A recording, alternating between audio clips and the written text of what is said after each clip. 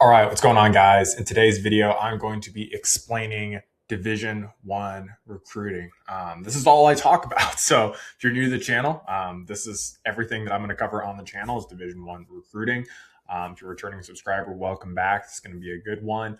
We're going to be going top to bottom, really like how this process works and where you need to be focused and what you need to have in your development process in order to be able to make it here. So, if you're a parent watching this video, get ready, take notes, because we're going to be pretty detailed about this. If you guys do enjoy the video, go ahead, leave it a like. It does push it out in the YouTube algorithm. So let's go ahead and get into it. So the first page you want to familiarize yourself with is Junior Golf Scoreboard. The reason, and specifically rankings and honors college signings, this is open to the public. The reason we want to see this page specifically is because we're able to see all the players they recruited back to 2018 for boys and girls. Sometimes you guys ask me, hey, is this only for boys? Like, can we talk about girls? It's the same thing, okay? And so you've got that data there. And so this is super important because it's if you guys take nothing away from the videos, this video, take this away. When we are trying to play college golf, that's not a black box. It's not a random thing. It's not just like one day we win a tournament and then we get recruited. Honestly, trying to win tournaments and trying to like care about where your child places is one of the worst things you can do for their own psychology and for your psychology. It doesn't matter literally at all. Okay. So we don't care about that. We care about something I'm going to talk about here in a second, but big picture here, there's a particular place we're trying to get to, right? And so that's going to be a scoring differential at a particular number, depending on the type of program that you want to go to, or your child wants to go to, I should say. So if you look at this, we can just kind of like scroll down this, right? We got Oklahoma at -7. Sometimes I talk to some of you guys who fill out the application down below if you're looking for help and your child wants to go to Oklahoma. And sometimes, if they're like 11 or 12 and they're already really good, then that's possible, right? Or maybe even they're young enough, we just have enough runway, and then I can say, yeah, that's probable to work out. But if we've got a short period of time, let's say they're a sophomore or a freshman, and they're like, hey, I shoot 80 on average, it's like, okay, cool. Like, I would love for that to be a scenario that happens. More than likely, it's not, right? So we just need to be tethered to reality here, and this is how we actually do that. It's not Connor's opinion. It's just Connor looking at data and telling you what the data is, and you're welcome to look at it for yourself. So that's why I'm actually doing this here. Long story short, we need to have that target. We need to know where are we trying to get to specifically. And then we need to be able to define where we're at today. So this is why being ranked is so important, because it allows us to see objectively, where is your child? What is their actual scoring differential? And so just a quick look at this. -5 as an example. Scoring average of 72. I didn't look at these ahead of time. Golf courses are about 7,000 yards, give or take. And so that's typically what I see for a player who's going to play Division One golf is somewhere between 72 to 74 on average. For girls, it's about a shot worse. And obviously the golf courses are different. For boys, 7,000 yards is the target that I try to aim for. For girls, it's probably closer to 58 or 6,000 yards. Okay. But this is what this looks like, right? So when we're like trying to figure out like, how do we do this?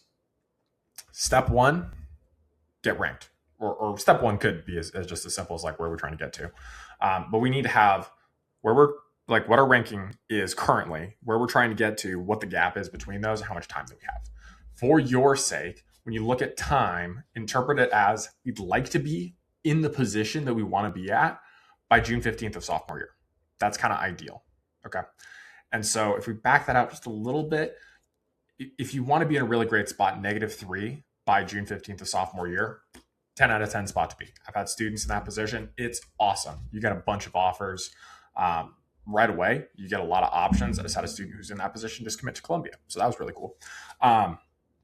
That's where you want to be, though. Now, we have a little bit of wiggle room after that, right? So about a year after that, we have wiggle room.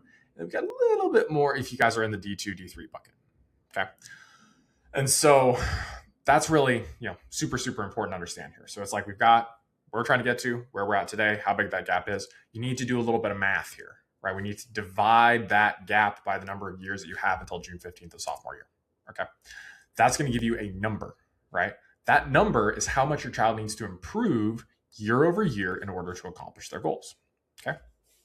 Now, If you just do that, you're going to be way ahead of pretty much everybody else in the space. Okay. But this is a comprehensive video, so I'm going to continue to give you guys the good stuff. If you guys want me to just do this stuff for you guys and really like take you by the hand and give you the whole white glove treatment, there's an application below. You can fill that out. It'll make sure your child's in a good spot. We'll discuss just what everything would look like. If it makes sense, we'll schedule a call or talk it over, make sure it makes sense for your child, and then we can kind of go from there. But anyway, that's just if you want a little bit more support, a little bit more certainty about getting the outcome, right? Or just even looking at this and you're just like, I don't know if this is possible. Can you just look at this and like tell me? Okay. So anyway, that's available down below if you want that. Anyway, fundamentally, we have to figure out how much fast we need to improve. Now, once we have that number, then you can divide it again by the number of months in the year. And so that allows you to actually see month over month how fast does your child need to improve in order to reach whatever their goals are. Okay, that's super, super crucial. So I'm just going to use an example of one of the students that I currently work with. So at the current moment, he's ranked 11th in his class. He's got a negative 1.24 scoring differential. When we started working together, he had a scoring differential of 3.59. So we've been able to make quite a bit of progress. He's on pace to improve by about 6 shots year over year. The average player I work with is closer to about 4 shots. So it's a little bit overperforming, but just want to be transparent with you guys about that. And so because, for him, when we started working together, I was very frank with him because he was in 8th grade and he was already where he was at. Was already a very, very good player. And I told him, I was like, hey, you're going to play college golf. Like, that's not a question. The question is, how good are we going to be and how many options are we going to have? And so that's our goal, right? In this particular case, it's not so much, hey, do we want to play Division golf? He's going to play Division golf. He could play Division golf today, realistically. But the question is, hey, how do we put ourselves in a position to play at the highest level possible, right? And that's what I try to put you guys on game to, is really understanding, again, how is this done at the highest level, right? Because I can tell you what it isn't. It's not just getting weekly lessons on the driving range, just whacking balls and praying to God you go win a tournament. It's much more deliberate than that. At least to be able to do this consistently with a substantial number of students. Because it's if you've got your standard golf pro, they work with hundreds of players or even thousands, and it's not that crazy. That's over a period of time they're going to work with a few players to go play college. It's not that crazy. For me, every player I work with is trying to play college, right? And I do a very good job of that, but I also work very, very hard to make sure that happens for every kid who's going to go out there and do the work. Obviously, there are kids that I work with where they don't do the work, but I still try to put them in a position where they just have the work staring them in the face. And they're like, I just haven't done it, right? And that's the problem that all of us face, right? So anyway, I try to be very specific about that because it allows these outcomes to be a lot more predictable, and it makes it clear about what we're struggling with so we can solve those things. Because to be successful in this process, we're talking about a multi-year goal. We're talking about, odds are, it's especially for proactive, you're looking at this when your child's 10, 11, 12, 13 years old. They've got 3-4 years ahead of them in order to pull this off. And if you're able to do the due diligence ahead of time, they're going to be very successful. The trick is being consistent over that period of time and not getting bored. I know I'm digressing a little bit here, but I just want to kind of jog you guys' memory here. I don't know how long you guys have been following golf, but most of you guys probably know Tiger Woods and some of his story. I think one of the most remarkable things about Tiger Woods, a lot of the time when we look at Tiger, we kind of look at that early 2000s period of time as that was the best golf. And I know some of you, if you guys are a little bit more data nerdy, you might be like, well, the Hank Haney period, he actually won more. We're just going to set that aside for right now. Most people kind of felt like that was the best golf he had, right around 99 to 2002. I mean, even he recently, when he was trying to rebuild his stuff, that was kind of what he was going for. And he stopped doing that because he was just I want to keep getting better. I just want to keep grinding on it. And at the time, Butch was like, I don't think that makes any sense. I think we should just keep doing what we're doing and keep winning 2 majors a year and be happy with that. And he wasn't. And so as a result of that, he says, okay, well, I'm going to go ahead and change my golf swing. And then you have 2003, doesn't win anything. 2004, doesn't win anything. In exchange for, hey, I'm going to go change my golf swing. It's well, what do we get in 2005? Okay, we win 2 majors. And then 2006, we win 2 majors. And then 2007, we win 1 major. And it's okay, well, in 99, you won once. In 2000, you won 3 times. In 2001, you won once. And then in 2002, you won twice. And then you fired Butch after you won the second one. So it's like, this is not a Tiger Butch, thing. This is just to make the point of consistency over a long period of time is really what drives progress, right? And so, when we look at that, it's like we don't want to change stuff too often if we don't need to. Okay. And we want to stay consistent. Anyway, once we have our ranking, right, we've got the scoring differential. There's 2 main variables here. We can play longer, harder tournaments, and we can bring the scoring average down. We need to do a combination of those 2 things, and we need to know the right time to do it for each individual player. That's obviously something I'm helping my students with. It's very difficult to do that in a one-to-many setting like YouTube, just because there's things like, okay, well, how far does your child hit the ball? Okay, what's their on-green percentage from different yardage buckets? Because that's going to have a big impact on whether or not we want to increase the distance or lower their scores first. Okay. Anyway, moving on here. Once we have that, we're trying to bring down the statistics, or we're trying to improve our scores. We need to know, why do we shoot what we shoot, right? So I need to be able to see that. I need to be able to see that in tournaments. I need to be able to see that in practice. I need to be able to see what they do in the drills that I give them in practice, ideally. Okay. And I like to look at about 10 rounds of golf at a time. I don't like to hyperanalyze one round of golf. That's where a lot of junior golfers and parents really screw that up. Is it's like the kid has a bad round and now we've got to have a car ride about it. And it's like, that's just not, doesn't make sense. Like, it's just the best dynamics that I see is just like when they play a bad round, it's like, is what it is. Like, it happens, right? Now, if you have bad round after bad round for like 20 rounds or 10 rounds, okay, cool. There's something there. But there should be a paper trail of like, like what fell apart? Like what's consistently the problem? If we got a good attitude about it and we're clear-headed, like what's going on? Like, why is there an issue? Like, are we hitting balls out of bounds? Like, are we 3-putting all the time? What's the specific issue? And so by tracking our statistics, we're able to see that more clearly. Okay. And so with any stats tool, we're going to get a bunch of information. So we have to have a process of being able to pull this information. We can't just track stats and be like, well, I track fairways hit and greens and putts. It's like, that's not that helpful, right? And if you track that, to some degree, you kind of know that, because it's like, all right, cool, we track those statistics, but what do we do with that? How do we translate it to practice? Like, how is your child understanding that and saying, okay, here's how this is going to impact my scores, right? We have to be able to look at the right numbers. What are the right numbers? Let's go ahead and pull them up. So I've done quite a bit of data analysis, and the challenge here is we got to pull in a bunch of data, and then we got to pull out everything that doesn't matter, and then kind of have our hierarchy for data. Okay. So number one, we've got penalty rate off the tee. That's number one, the first statistic that I like to track. Second one is greens and regulation. Okay. A lot of you guys are probably already tracking greens and regulation. Scrambling, how often you get up and down when you do miss the green. 3-putts, how often do we 3-putt?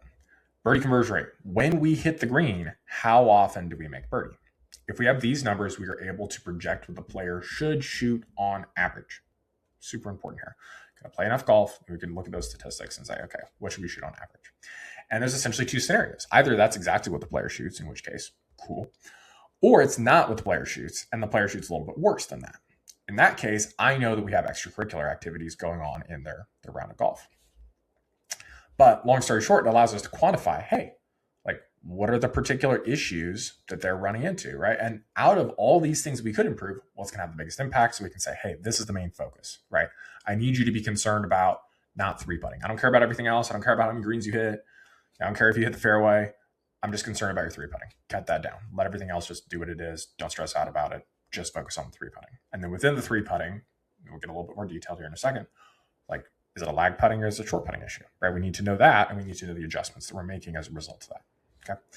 And so we want to be able to say, hey, out of all these things, this is going to have the biggest impact, right? And that's dynamic for every single player, whether they shoot 100 or 95, which I have students who, they start off working with me, they shoot 95. It's one of the silliest things I hear from parents. They're like, well, we'll work with you when my kid's better. I'm like, that doesn't make any sense at all. Like, we want to be able to improve as quickly as possible, as soon as possible, right? So if you're kind of assessing that, you're like, what's the minimum that's required to like take golf seriously? 1 round of golf per week, 18 holes, 1 practice session per week, it's about 2 hours. Odds are your child puts in more than that. Odds are it's probably like a bunch of random practice. You probably see their coach like once a week or every other week or multiple times a week or something like that, where they're just like working on the same stuff over and over again. That stuff's not super productive, right? This is why I do what I do. Because everything that I talk about is like, believe me, I grew up in that environment. Like that's how I learned how to play golf. Is just get lessons and pray to God you win a tournament. I know through my own pain and suffering that does not work. I've also seen it done with other junior golfers when I was coming up in this space. I know that it's not that effective. Okay. It's not to say that it doesn't work for like anybody. It's just, it's not as predictable, right? Because we're not measuring stuff. And if you have had any level of success in your life, odds are you probably know the importance of numbers and measuring stuff so you can use math to tell the future, which is awesome. That's why math is so cool. So it allows us to say, hey, within your game, help us understand this. And then we can get it down to the tactical on the ground.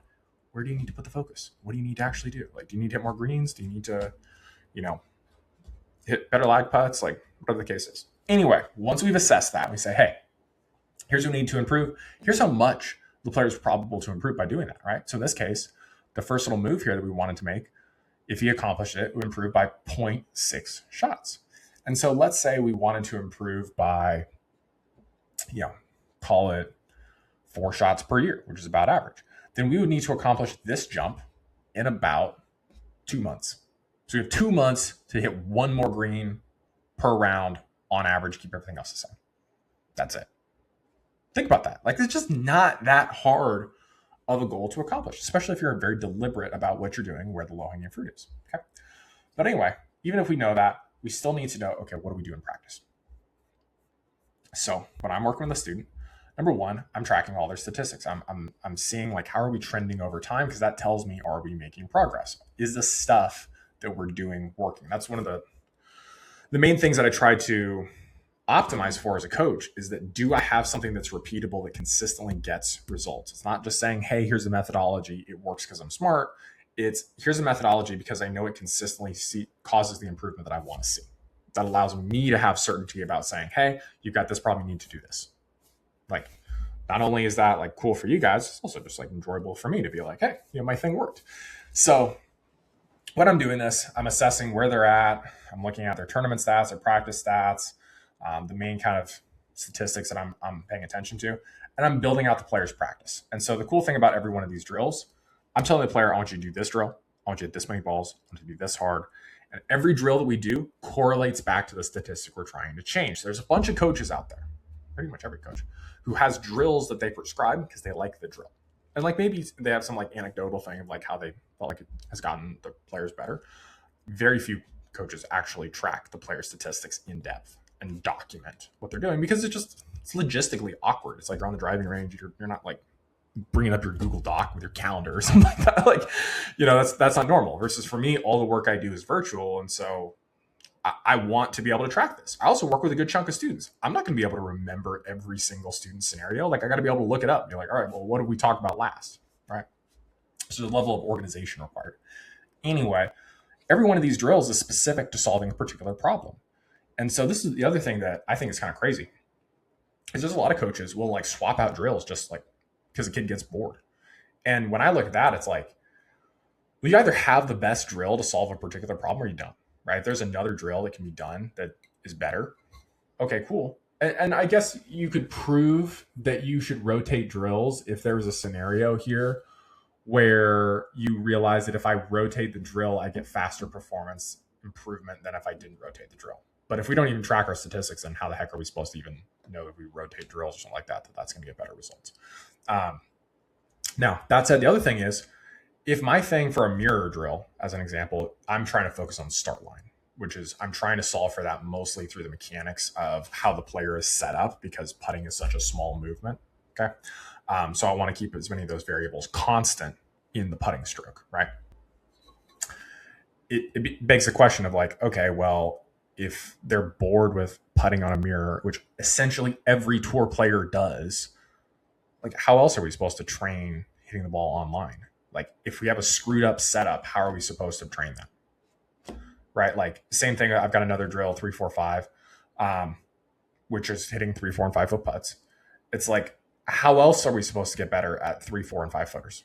What else are we supposed to do other than hit 3, 4, and 5 footers? Like, there isn't another thing to do. So to some degree, to say like, oh, I'm bored with the drill, it's like, we'll get better at it and not have this be a problem. Go work on something else. Right? It's like, if you're so good at making 3 footers, then we shouldn't need to work on this. But it's like, if we're doing the drill consistently, we're going out there on the golf course and we're implementing it, so we should be getting better. And if we're not, then we can look back and say, okay, well, why is that the case? Like, what are the downstream things? Anyway, when I'm also making a player's practice plan, I'm also looking at strategic and mental adjustments. The reason I look at those is because practice, pretty high impact, right? If we don't practice lag putting, and then I say, go practice lag putting in this particular format that I know works, what do you guys think is the probability that we're able to improve at least some amount of our proximity on our second putts? Pretty dang good. Pretty high proximity, right? Because it's like, when you think about it mathematically, we're putting infinitely more time into that, even if we just go to something like, hey, we didn't do it, now we have to spend 15 minutes when we practice. That's a ton, right? Like, that's going to have a huge impact on the players' numbers. And then when they go to the golf course, they're also going to be able to see, oh, well, I got a 35 footer. It's like, I've been practicing these all the time. It's a little bit downhill. I've been practicing that. All right, cool. Let's go ahead and hit that putt inside 10% of that total distance. They hit it, and then they can evaluate and be like, well, is it inside 10%? No. Okay. Well, is it short? Is it long? Right? Things like that. And so they can get better and better at that over time, right? They have the appropriate framing. Strategic stuff is the other kind of side of this coin, where it's like, it's a pretty easy thing for me to say, hey, you're making this strategic error. Instead of that, do this.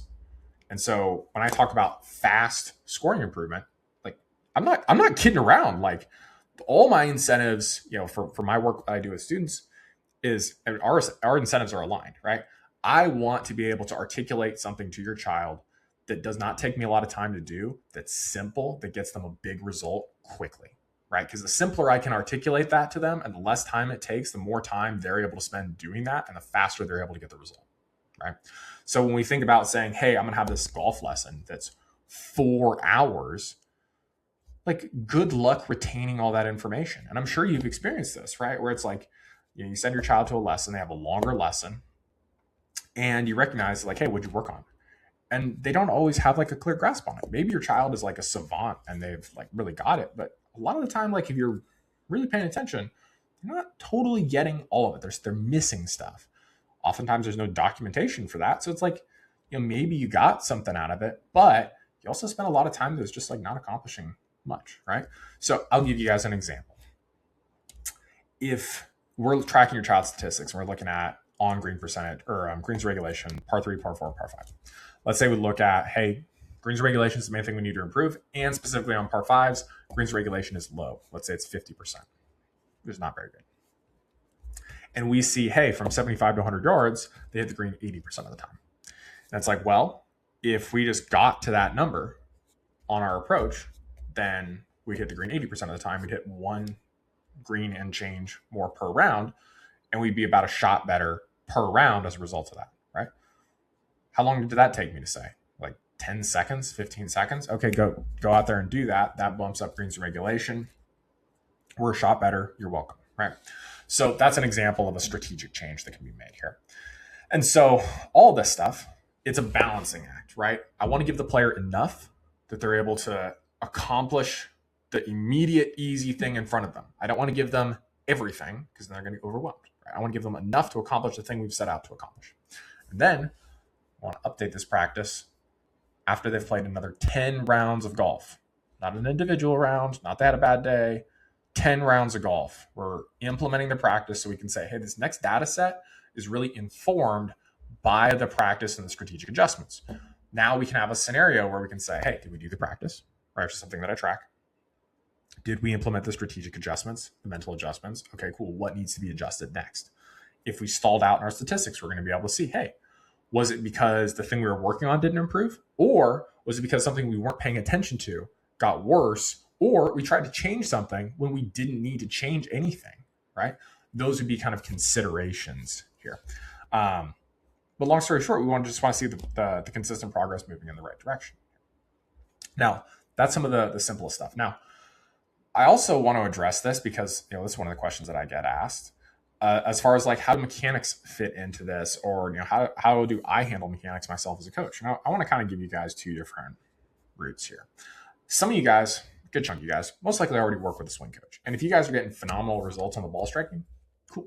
I don't care. I'm not here to be right. I just want to help you guys get better. I want to help your child get better and accomplish their ultimate goals. That said, as you can imagine with everything, and this is not to knock swing coaches, but it's just like I've been blessed to be able to be around some great people, have a lot of great experience on this. And so I have a lot of confidence in my ability to solve different problems. And so if I see a problem where it's like, hey, I know we've got the right strategy. I know we've got the right framing for this stuff. I know we're putting into practice. And we're not getting the result. I know by definition it's mechanics. And if we're working on a mechanical problem and we cannot solve it in like a month, then there's some issue here. Like it's just, and this is where I say, if you're getting lessons weekly, that's kind of a red flag to me. And I understand from a swing coach's perspective why we have an incentive to do weekly lessons. I get it. We've got to pay our bills. But from a coaching perspective, and what I've seen the best coaches are able to do is a coach should be able to give your child at least enough for probably about 2 or 3 months. They should have one thing or two things to work on for at least 3 months that the player is actually able to implement. So the next time they come into that lesson, they're able to work on something else, right? If we're going week over week, how many opportunities did your child have to even work on that thing? Probably very few. Even down to the stuff of like, I've talked to families about like, hey, what's different from what I'm going to do in swing mechanics comparatively to an in-person swing coach? And it's like, I can't grab your child. Like I can't physically put them into a position. And we could argue that that's a downside, and maybe it is. But on the flip side of this, if I have to physically move your child to get them into a particular position, and I can't just show them that and have them move into that position or use a particular training aid or what have you, or use a mirror, then it kind of begs the question of whether or not your child's going to be able to continue to implement that feel without that constant feedback of me grabbing them, right? And so that's kind of like the catch-22 there of just like, does it really make sense? Do you want them to be dependent on like me have to physically move them in order for them to even be in the right position? Like odds are, to me, that's kind of a red flag that we're doing stuff that's just physically unnatural for them. And again, red flag. Okay. So to be clear though, if your swing coach is amazing, they're getting them great results, that's great. I've absolutely got players who have good swing coaches. I don't touch their golf swing because they're good, right? But just to be clear here, it's like if your child's in a position where they're struggling, I'm going to look at their swing. And so just so you guys can actually see what this looks like, here's an example of that same student I'm talking about here. He sent me these videos here where he is struggling. He likes to hit a fade. He was hitting kind of poles where he's missing it left of the green here. And so this is what he sent me. And so one of the things that I noticed for him, he's usually got a good amount of depth, but this club face is very closed, very kind of like pointed toward the sky here. And so as a result of that, we're going to have the club face a little bit further left than we need to. And he's going to have a tendency, especially when hitting knockdown shots, to hit these balls left. So we spent a little time together, looked at some of his old swings. We've been working together for a while now. His grip has gotten kind of strong. And so we changed the grip. And look at what happens as a result of changing the grip. We get into a completely different position here. Just intuitively, his arm plane gets a little bit higher rather than lower. The club face gets a little bit softer. This is still a pretty strong club face, but it's not that strong. And so as a result of that, he's able to get a little bit closer to a position that he's used to playing from that has a club face a little bit more open. Now, in that particular case, that took me a day to articulate, just in terms of like, hey, looking at these old swings, grip used to be a little bit stronger. Let's get that back weakened up. Hey, send me an updated video. Not complicated. As a result, now he's hitting the ball better. Now he's hitting more greens again. Okay. It doesn't need to be this whole thing where it's like, it takes hours and hours and hours to make that change, right? It's like, so the whole point here of being able to make progress, because again, remember, this whole point of this video is how do we make progress? How do we get recruited to our ideal programs? And that comes down to, we need to be ranked in the right spot. And that comes down to lowering the scoring differential. And that comes down to lowering the scoring average and playing longer golf courses. And that comes down to understanding our actual statistics and what needs to move that's going to have the biggest impact on our scores. That comes down to like, what adjustments are we going to make? And then, making those adjustments and then moving on to the next thing in the most efficient way possible, right? That's the whole methodology here. And the cool thing for me is when I say like I've documented all this stuff, I mean that I've documented all this stuff. Like I have SOPs on every conditional scenario of like, okay, well, if it's this statistic, like here's the analysis framework. If it's this statistic, do this first. If that's already been done, do this, do this, do this, do this, right? Like in priority order. And like that's part of why I do what I do, because I enjoy that process of saying like, okay, cool, I put something in, I get something out. And so hopefully this just gives you a little bit more confidence and understanding how this process actually works and what your child needs to do in order to see that substantial progress. Again, like I said, the average player I work with improves by about 4 shots per year. The average player on Junior Golf Scoreboard improves by about 1.2 shots per year. Most of that, also to be clear, is because they play longer golf courses and not because their scores go down. Okay. So hope you guys enjoyed this video. If you did, go ahead and leave it a like. If you want more help with this, application below, fill it out. We'll talk about your child's situation, see if it makes sense. If it does, we'll talk about next steps. Otherwise, go check out some other videos on the channel, learn more about all the different nuances of this process, whether it's tournament selection, practice plan development, skill development, all those things. Go check out some of the other videos on the channel, and I'll see you in the next one.